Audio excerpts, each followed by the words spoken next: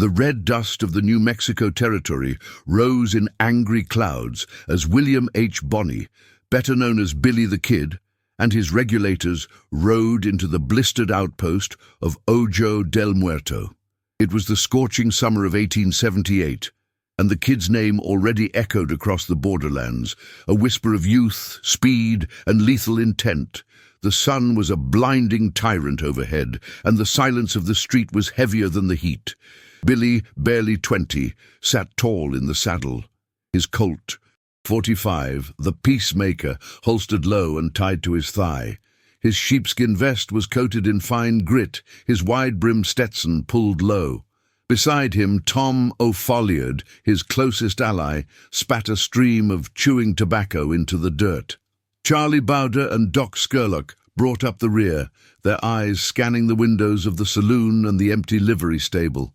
"Dead town, Billy," Doc Skurlock muttered, rubbing the stubble on his chin. "Smells like trouble mixed with bad whiskey." They dismounted near the general store, the clink of spurs against the wooden boardwalk, an intrusion in the overwhelming quiet. Jose Chavez y Chavez, the quietest of the gang, pointed toward a darkened alley where a skeletal mule was tethered. "Look there, Patron," Jose said, his voice a low rasp. "Someone's been waiting for more than shade." As they moved toward the store's water trough, they heard it, a low, rhythmic, almost desperate sound, coming from the dusty confines of the attached blacksmith shop. A faint, mournful clank, clank, clank. It was the sound of metal against rock, or worse, against flesh. Billy exchanged a look with Tom. They drew their Winchesters quickly and cautiously approached the back of the shop. The air inside was thick and hot, smelling of burnt coal and dried blood. Slumped against the forge, chained by a heavy iron collar around her neck to the thick, unforgiving anvil, was a woman. She was young, dressed in rags that had once been a respectable denim dress, her face caked with grime and tears. Her wrists were raw from fighting the cuffs that bound her hands behind her back, but it wasn't the chains that held their attention. It was the ferocious, defiant spark in her eyes, even in her misery. Billy lowered his rifle. "Hold your fire, boys." He took a step toward her. "Who did this, ma'am, and why?" The woman, Martha Jenkins, struggled against the collar, the iron biting into her flesh. Her voice was raspy, dry as the desert sand. Sheriff Gideon Black said I was property." Tom O'Folliard swore softly. "Property? What in the blazes did she do, kid?" Martha finally managed to speak a full sentence, her voice breaking. "I took flour, 2 handfuls. My youngest, little Will, he's got the fever. Starvin', mister. Just starvin'." Doc Skurlock stepped forward, his former medical instinct overriding his caution. He examined the raw skin around her throat. "That Sheriff Black. He's a mean son of a bitch even for a lawman. Heard he's more a cattle baron's dog than a servant of the people." Billy knelt down, eye level with the woman. He didn't touch the chains, just looked into her burning eyes. "Flour for a feverish boy, and he left you here to blister and starve for it."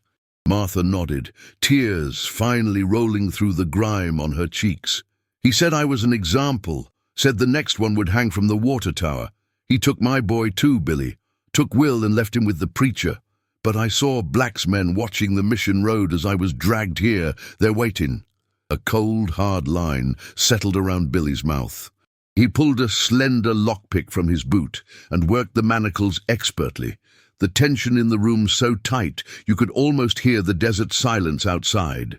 The chain fell with a final, heavy clunk onto the dirt floor. "Sheriff Black," Billy murmured, testing the name. "Got himself some hired muscle, I reckon. Who is he working for, Martha? Who's the Baron pulling the strings?" "Randall Thorne," Martha whispered, holding her bruised throat. "He owns the land, the railway deal, and the sheriff. Black is just the whip." Billy rose, his young face suddenly old and dangerous.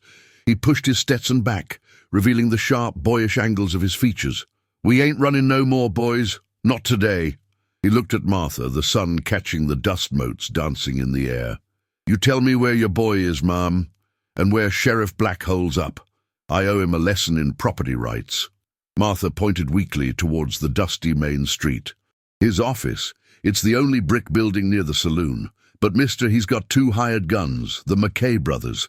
They're snakes, and they're mean. Billy smiled. A quick, dangerous flash of white. Snakes don't scare us, ma'am. They just slow us down. He turned to Doc Scurlock.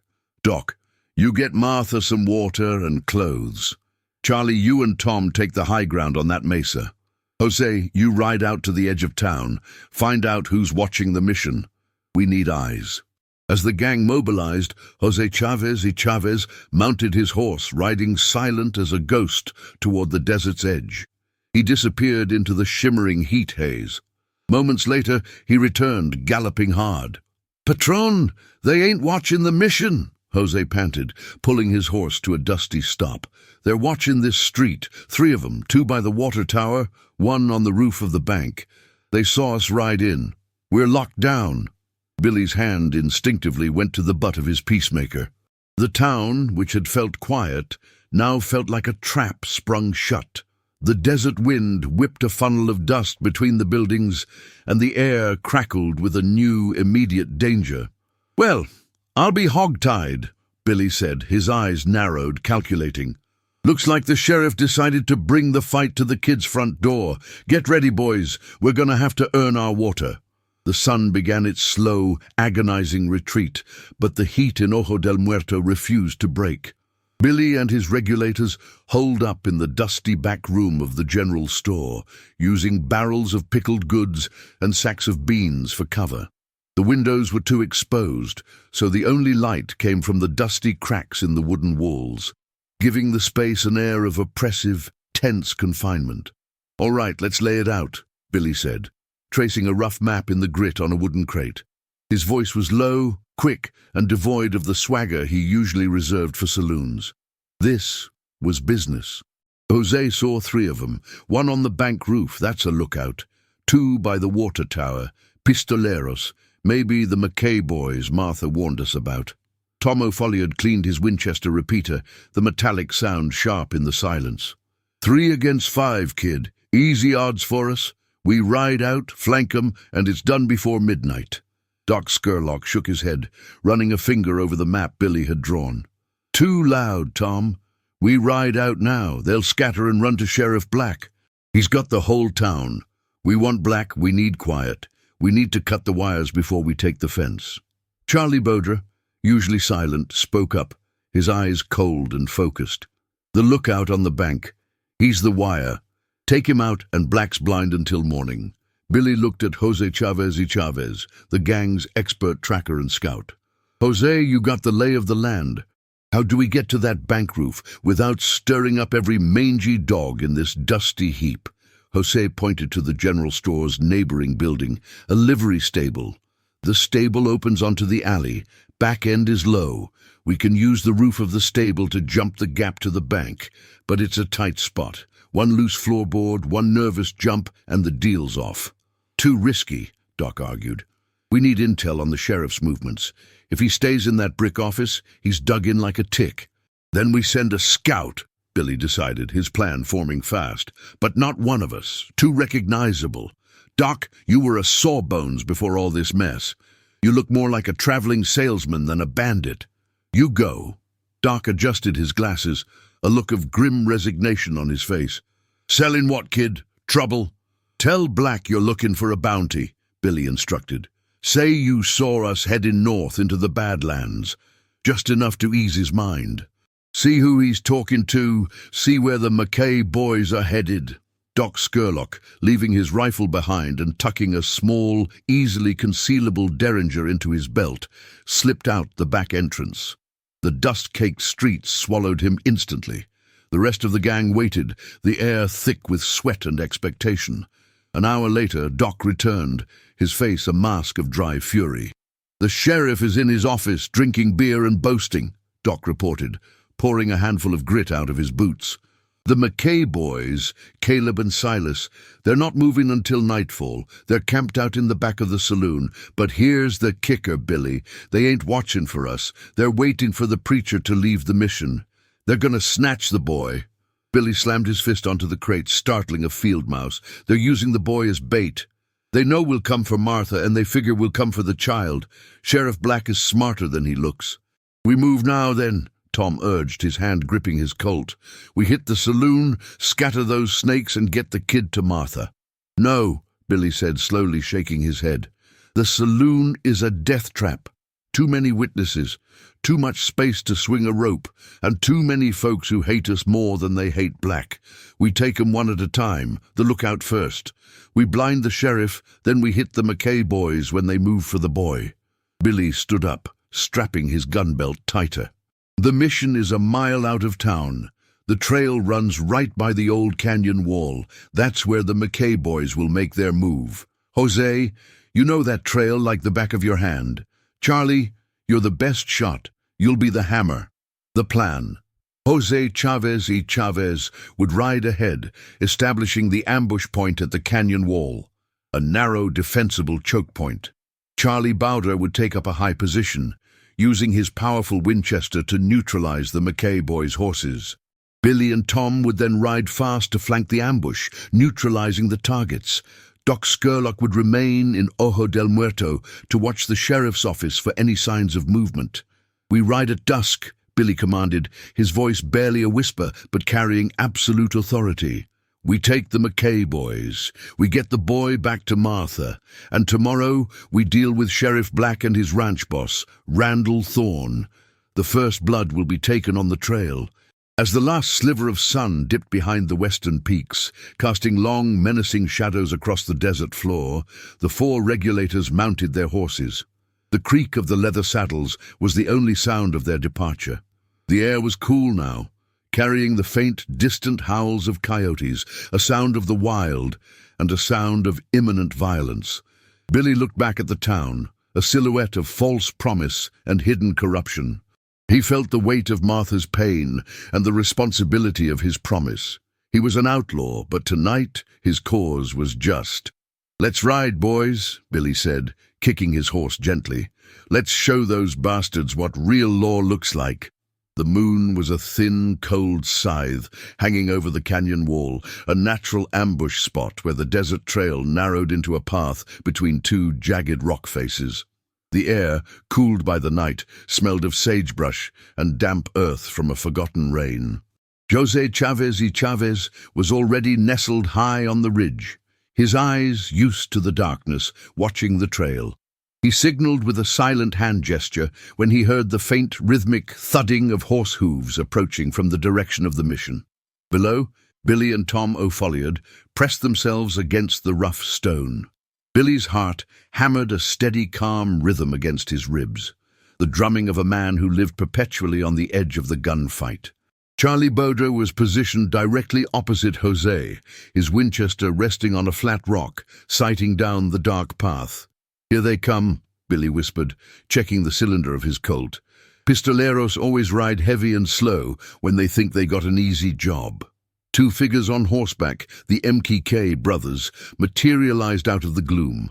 Caleb McKay, the elder, was a massive man with a greasy handlebar mustache. Silas, younger and quicker, rode with his hand already resting on the butt of his sidearm.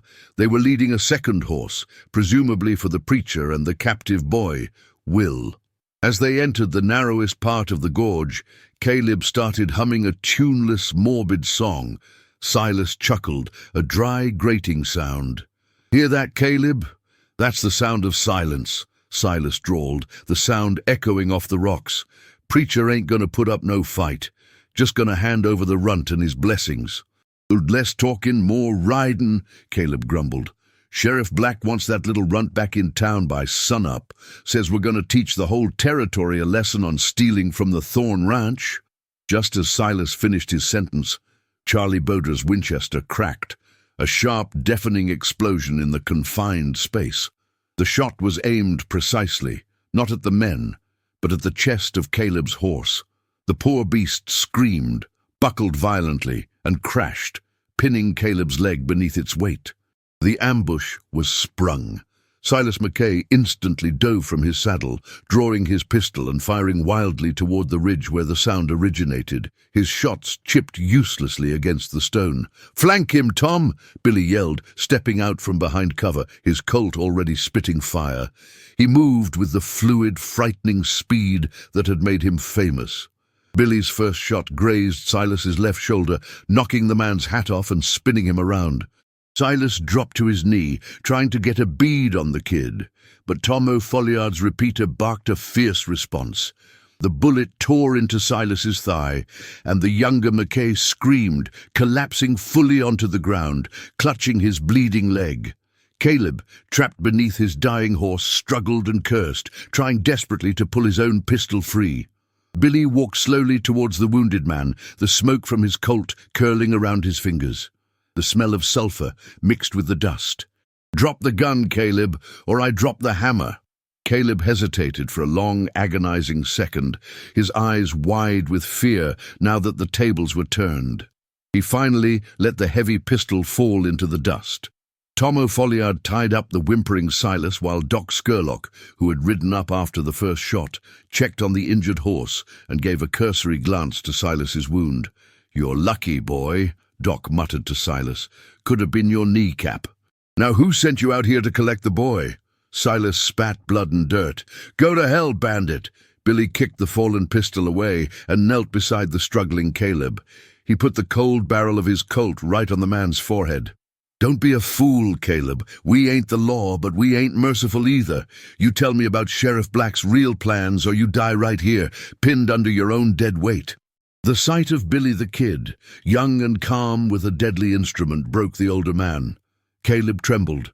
The boy. The mission was a feint. They ain't at the mission. Black told us to make a show of riding out, but the boy. The boy is hidden in the Thorn Ranch slaughterhouse. Black knew we'd follow the obvious trail. He set a trap for you, kid.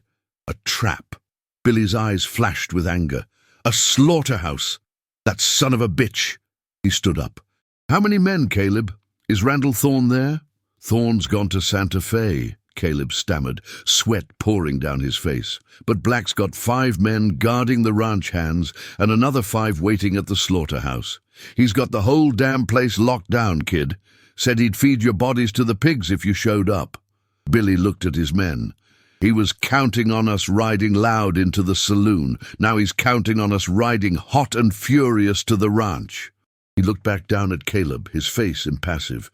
"You chained a woman for flour, and you were going to use a feverish boy as bait. That ain't justice, partner. That's just being a dirty yellow dog." Caleb's eyes pleaded. "Please, kid, don't leave me here. Let me go. I'll ride out, I swear it." Billy didn't say a word. He simply unbuckled the iron manacles he had carried from the blacksmith shop, the very chains used on Martha. He locked Caleb's hands behind his back and tightly cinched the chain around his neck, securing him to a massive, immobile boulder at the canyon wall. "You wanted to make an example, Caleb?" Billy's voice was dangerously soft. "Now you are one. You'll be found in the morning, if you last that long." Billy mounted his horse, motioning for Tom to do the same. Jose and Charlie gave a swift, merciful end to Silas with a single bullet. They didn't have time for injured captives. "Slaughterhouse, boys," Billy announced, his voice ringing with renewed purpose. "We ain't going in quiet anymore. We're going to ride hard and fast. We'll meet Black on his own turf." They rode out, leaving Caleb McKay behind, screaming impotently at the vast, uncaring desert. The smell of death hung heavy in the air. The kid's vengeance had begun. The Thorn Ranch was a sprawling scar on the landscape, built not for comfort but for intimidation. The slaughterhouse, a low, massive wooden structure reeking of ammonia and dried blood, sat isolated from the main complex. The air around it was heavy and metallic. Billy the Kid and his 4 regulators approached before dawn, guided by the rising silver crescent of the moon. They dismounted in a hidden arroyo, the dry creek bed offering concealment. Doc Scurlock carefully loaded fresh rounds into his rifle, his face grim. 10 men, kid," Doc reminded him. 5 here, 5 with the ranch hands. That's even odds, but they're dug in. "They're not dug in, Doc. They're bored," Billy corrected, looking through his field glasses. "The guards are lax, expecting us to ride in full of fury, not sneak in like rats. We split. Jose and Charlie, you take out the 2 guards on the south side. No noise, knives only. Tom and I will hit the 2 by the main door. Doc, you cover us from the top of that grain silo. You'll keep the ranch hands busy if they try to come help." The plan was a brutal ballet of stealth and violence. Jose Chavez moved like a shadow, disappearing into the darkness.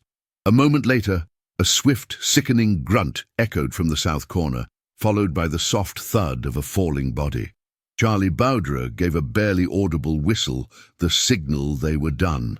Billy and Tom moved on the 2 guards by the front door. Billy was faster.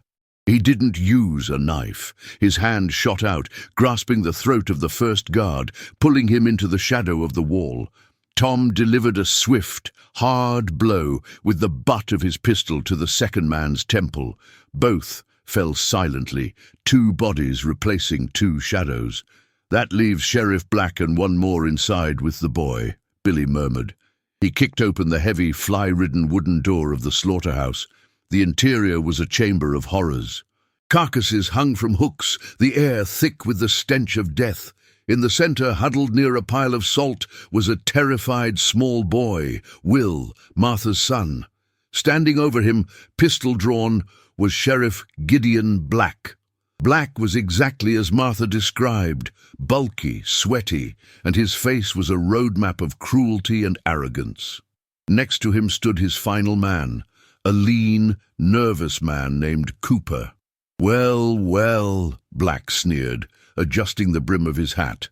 "The notorious Billy the Kid. Heard you were coming, you half-pint outlaw. Took you long enough to fall into my trap." Billy leveled his Colt. "The boy first, Sheriff. Let him go, and we talk terms." "Terms?" Black laughed, a sound like gravel rolling down a hill. He pressed the cold muzzle of his pistol against the boy's head. "The only term here is that you drop your guns and walk away, or I blow his little brains out and feed you to the pigs out back." He stole flour, Sheriff." Billy's voice was low, steady, and dangerously calm. "Just flour. You chained his mother to an anvil and used the child as bait. You got no honor, no code.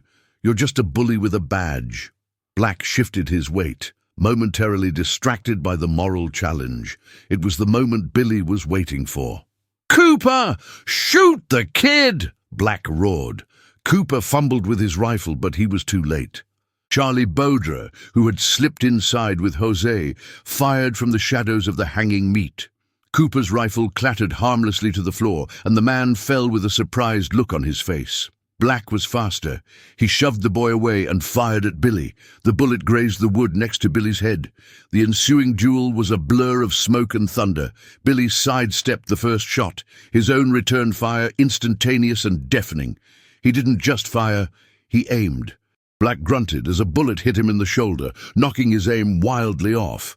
The sheriff, realizing he was outmatched in speed, dropped his gun and dove behind a stack of curing hides.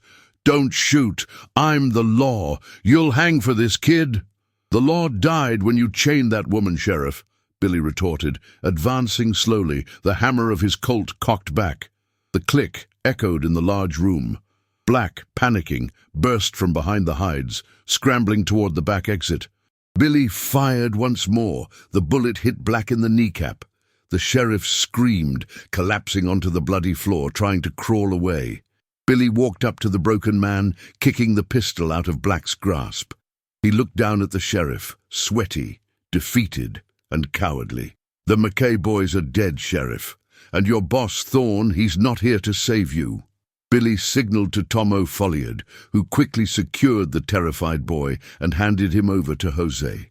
Billy's final act of justice was harsh and final. He used the very chains he had brought with him, fastening the sheriff to a massive hook where a steer had recently hung. He wasn't going to kill him outright. He was going to leave him for the ranch hands, the very people Black had oppressed, to find. "You'll hang, Sheriff," Billy said, his voice cold, "but not by my rope. You'll hang by your own cruelty." The gang quickly mounted up, taking the boy Will with them. As they rode hard back towards Ojo del Muerto in the pale light of dawn, the ranch was a scene of defeated silence. The final stage of the reckoning was complete. The morning air was surprisingly crisp as Billy and his regulators rode back into the dusty streets of Ojo del Muerto. The town was beginning to stir, saloon doors creaked open, and the smell of fresh coffee mixed with the perennial dust. Doc Scurlock took the boy Will gently from Jose's saddle. The small child, worn down by fever and terror, was quickly reunited with his mother Martha back at the general store. The reunion was silent, a desperate clasping of hands and bodies, and it was enough. Billy stood near the water trough, washing the gunpowder residue from his hands, watching the scene. The relief was a temporary, fragile thing, a thin layer of water over the eternal desert. Tom O'Folliard looked at the kid, his expression sober. The ranch hands will find Black soon enough. The sheriff's body will be swinging from that hook before noon. We gotta move, Billy. Every lawman from here to Santa Fe will be on our trail for this. We move, Billy agreed, buckling his gun belt tight. But first, a message needs to be sent. He pulled a handful of silver dollars from his pocket and scattered them onto the dusty counter of the general store, enough to keep Martha and Will fed and safe for months. "Ma'am," Billy said, tipping his hat to Martha, who still held her son tightly, "your boy is safe. The sheriff won't bother you again. Go north. Find the rail line and take it to California. Don't look back." Martha looked at the young outlaw, the man who had risked his life for 2 handfuls of flour. Tears streamed down her face, but she didn't utter a word of thanks. A simple, powerful nod was enough. As the regulators turned their horses toward the open desert, a small crowd of townsfolk had gathered, mostly silent, staring at the 5 outlaws. They knew what had happened. They didn't need to see the body on the ranch to know the sheriff was gone. Justice had ridden into town on a fast horse and a quick colt. Suddenly a voice cracked through the silence. A nervous, aging man, the preacher from the mission. "Billy the Kid, you murdered the law. You're still an outlaw." Billy paused, turning his horse around slowly. He looked at the preacher, then at the silent, fearful townsfolk. "I didn't murder the law, preacher." Billy's voice carried clearly, resonating with the finality of the desert. "I murdered corruption. The law wasn't here for this woman and her starving boy. Only the outlaw was. You remember that when Sheriff Black is replaced by another dog of Randall Thorne." He paused, letting the silence swallow his words. Then, with a practiced, casual flourish, he pulled his Colt and fired 3 quick shots into the sign above the sheriff's now empty office, leaving 3 neat bullet holes that spelled out an unmistakable message of defiance. "Now, we ride," Billy commanded. The regulators galloped out of Ojo del Muerto, their horses kicking up a fresh plume of red dust. They didn't slow down until they reached the vast, unforgiving expanse of the Apache National Forest, pushing deeper into the shadows of the mountains. Days later, the posse arrived from Santa Fe. They found the body of Sheriff Black, swaying slowly on a meat hook at the Thorne Ranch slaughterhouse. They found the captured Caleb McKay, dehydrated and broken, still chained to the boulder in the canyon wall. They didn't find Billy the Kid. The story spread like wildfire, carried by the telegraph, by weary travelers, and by the wind itself. The official reports called it an act of savage banditry, but in the dusty saloons and around the lonely campfires, a different version was told, a legend of a young man who fought the cattle baron's iron fist. The legend didn't speak of William H. Bonney, the boy. It spoke of Billy the Kid, a spectre of justice. From that day on, no one could truly track him. He became the impossible rider, the man who knew the desert's secrets better than the desert knew itself. Sometimes a lone ranch hand, riding late across the Badlands, would swear he saw a distant flicker, a shadow moving too fast, a horseman too young to be real. They heard the faint, echoing sound of a gunshot, the ghost of a Colt's report, carried on the wind. But when they looked, there was nothing. Just the red dust, the harsh sun, and the relentless, silent desert, the territory now haunted by a legend, a shadow, a phantom of the frontier. The kid was gone, dissolving into the very myth he had created.